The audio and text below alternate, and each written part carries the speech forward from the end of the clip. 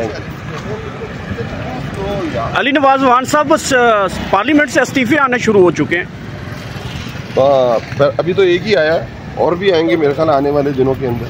जो हालात चल रहे हैं कॉन्स्टिट्यूंसी, सितंबर कैसा देख रहे हैं सर? सितंबर में हमेशा वो शेर शीशा वाली बात है, बट जो होता नहीं है फिर आपके सामने पार्लियामेंट से इस्तीफे आ रहे हैं सर।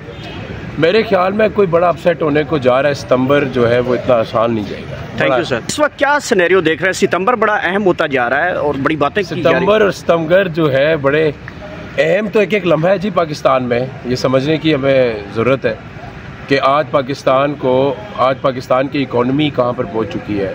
लोगों के लिए ज़रिया माश तलाश करना, लोगों के लिए अपने घर बार को चलाना एक अजाब से कम नहीं है, मुश्किल हो चुका है। एक लम्हा मुश्किल है। आज फिर आप बड़े दिनों बाद ये जुडिशल कम्प्लेक्स पहुंचे जहां पे इमरान खान साहब के ऊपर हमला किया गया था और तोड़ फोड़ का मुकदमा दर्ज कर लिया गया था। क्या कहेंगे इसके ऊपर? वही मामूल की कार्रवाई है सारी। अभी दोबारा तारीखों पे तारीखें दी जा रही हैं और महीने के 30 दिन है और तकरीबन बेश हर तारीख पे ही कोई एक नई तारीख मिलती है। ये 60 दिन होते तो शायद तब भी ऐसा ही होता।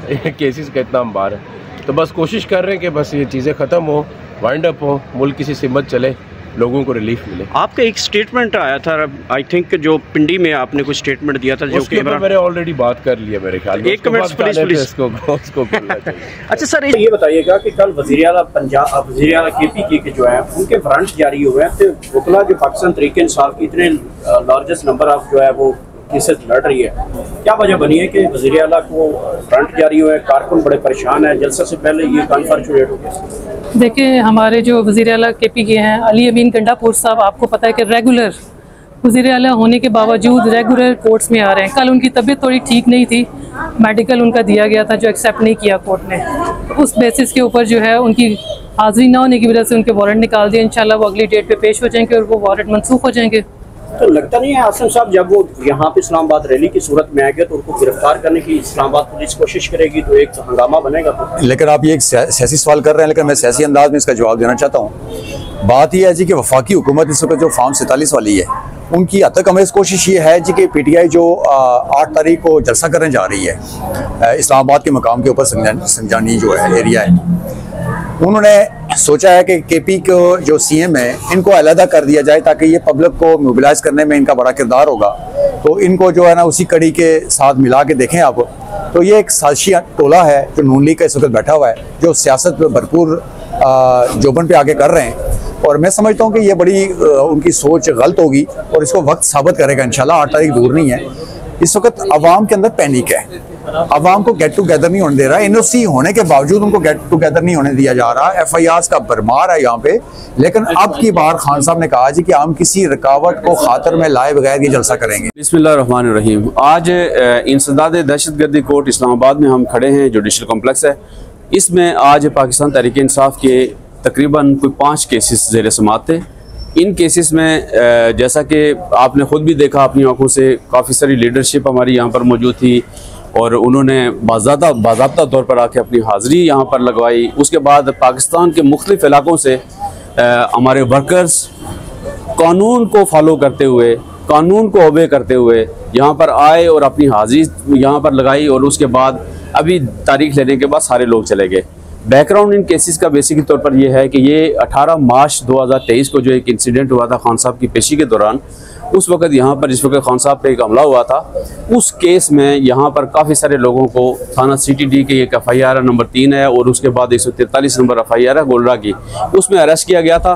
और सारे लोगों को आज अदालत में जब पेश किया गया तो कोर्ट ने कोशिश की कि शार्ट सी इसमें तारीख की जाए। चूँकि प्रोसीडिंग यहाँ पर कोई नहीं होती, फ़िलहाल सिर्फ हाजिरियाँ हो रही हैं, तो मैंने रिक्वेस्ट की कोर्ट से कि ये चूँकि मुख्तलिफ सुबह से ये सारे लोग आते हैं और ये अखराजात करके आते हैं, तो इनके पास ये तो आम गरीब लोग हैं, तो लिहाजा इन तारीखों को थोड़ा सा या तो लंबा करें या इनकी प्रोसीड करें। तो उसके बाद फिर 3 अक्टूबर की तारीख दी गई है। आज जो वासिक कयूम हैं उनके खिलाफ वारंट गिरफ्तारी थे पिछली तारीखों में, वो भी पेश हुए हैं कोर्ट के सामने। आज 2 मुकदमा थे उनके खिलाफ, 153, 154। दूसरा परवेज़ इलाही साहब के तरफ से आज मेडिकल पेश किया गया, उनकी 6 पसलियाँ फ्रैक्चर हैं और उनको हार्ट का भी इशू है। उनके वकील साहब ने आज एप्लीकेशन भी मूव की है। तो इसी तरीके से हम कानून को फॉलो करने वाले लोग हैं, हमारे लीडर्स हों, हमारे वर्कर्स हों, हमारे वकला हों, हम बगैर फीस के, बगैर किसी लालच के सुबह यहाँ पर 9 बजे कोर्ट के सामने मौजूद होते हैं और अपना सर नुगू करते हैं इस कोर्ट के सामने।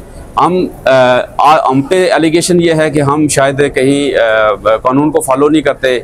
9 मई के हवाले से हमारे हवाले से बहुत सारी बातें होती हैं, लेकिन ये वक्त साबित करेगा कि गुज़श्ता 2 साल से 25 मई 2022 से लेकर आज तक पाकिस्तान तहरीक इंसाफ के ख़िलाफ़ 200 से ज़्यादा मुकदमात हैं, लेकिन अल्हम्दुलिल्लाह सारे लोग इन अदालतों का एहतराम भी करते हैं, इन अदालतों में पेश भी होते हैं और इंशाअल्लाह उम्मीद ये है कि ये अदालतें हमारे साथ इंसाफ भी करेंगी। जी यासिर मिर्ज़ा साहब, इस केस में इमरान खान समेत तमाम वो लीडरशिप मौजूद है, तो इमरान खान साहब को पेश क्यों नहीं किया जा रहा है इस मुकदमे में? जी बिस्मिल्लाहिर्रहमानिर्रहीम। मैं आपकी वसादत से गौर सियाल साहब पाकिस्तान के अवाम को ये बताना चाहता हूँ, जिस तरह सरदार मसरूर साहब ने बताया ये 18 मार्च के मुकदमात हैं और BBA खान साहब की पेंडिंग पड़ी हुई है इस कोर्ट में। प्रोटेक्शन ऑर्डर का इन्होंने करना था, जज साहब ने ऑर्डर के लिए रखा हुआ है, लेकिन वो रिपोर्ट सबमिट नहीं कर रहे हैं, प्रोसिक्यूशन से नाला है। मैं समझता हूँ जी कि खान साहब को इन केसेस के अंदर फिजिकली तौर पे अगर नहीं पेश कर सकते तो वीडियो लिंक के ज़रिए पेश करें। तो अदालतें भी देख रही हैं। आज आपको पता होगा कि डिस्ट्रिक्ट कोर्ट इस्लामाबाद के अंदर भी खान साहब की 6 BBA बेल बिफोर अरेस्ट की ज़मानतें वहाँ लगी हुई थी अफजल मुजगा साहब की अदालत में, उसमें हम सुबह पेश हुए। तो उसमें भी यही सूरत हाल थी कि वीडियो लिंक के ज़रिए खान साहब को नहीं पेश कर रहे हैं और रिपोर्ट अडयाला जेल से सबमिट नहीं हो पा रही है। तो इस तरह केसेस को चलाया जा रहा है जी, ये सियासी बुनियादों पे, जिस तरह से कैसर साहब ने बात की है यहाँ पे कि सियासी बुनियादों पे ये इस तरह के मुकदमात कायम कर दिए गए हैं। ये वर्कर आपके साथ खड़ा है अब्दुल्ला, 153-54 मुकदमात के अंदर ये भी है। इसी तरह लीडरशिप आपके सामने पेश हुई है। उमर सुल्तान इसमें वन ऑफ द एक्यूज है, जिसको इस्लामाबाद की जुरिस्डिक्शन के से जो है उसको किडनैप किया गया है। तो ये मैं समझता हूँ बड़ा अफसोसनाक सूरत हाल है। जैसा हमने कहा जी कि उसकी हाजिरी नहीं हुई है, तो हमने कहा कि वो किडनैप हुआ है, उसकी पिटीशन 20 कार्पस की हाई कोर्ट में फिक्स होनी है। अभी नेक्स्ट तारीख उसकी नेक्स्ट वीक में फिक्स होगी। तो बहुत सारे वर्कर्स भी आ रहे हैं, बहुत सारी लीडरशिप भी इस केसेस के अंदर आ रही है। तो मैं समझता हूँ कि अब अदालतों को जो है इंसाफ फराहम करना चाहिए।